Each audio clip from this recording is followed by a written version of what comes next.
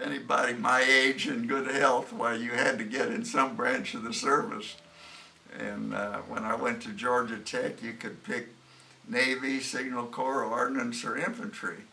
And infantry, all you had to do was walk around the block a couple times a week, but some of the other Signal Corps and Ordnance, you had to take some tough classes. I was richly blessed I was assigned in the 80th Infantry Division as an intelligence officer, and the operations officer was a friend a soldier by the name of Marion Chitwood from southern Indiana, and he and I ended up running the battalion. The first battalion commander was a colonel, and he was killed early in combat. The next one was not efficient, and he was relieved, and the next one was killed in combat. So my friend Chitwood and I ended up running the battalion, in effect. One of the colonels came along and said he was assigned to be the battalion commander, and he said, "I understand you two run the show, just tell me what I need to do." Bravery is defined differently by different people, really. In that early fighting in the middle part of France, we were fighting north, and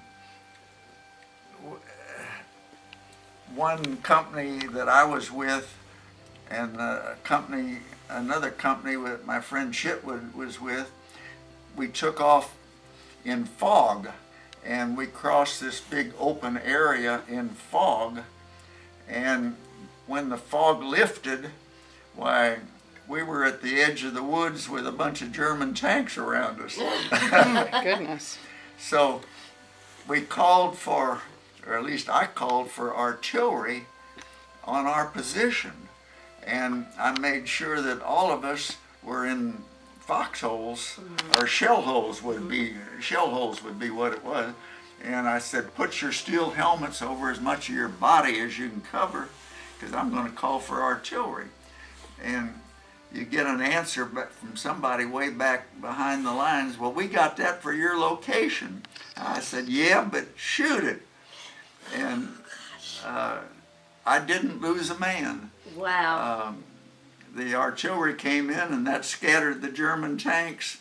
They all beat it out of there, but I didn't lose a man. Our division and battalion, we were liberating France going south.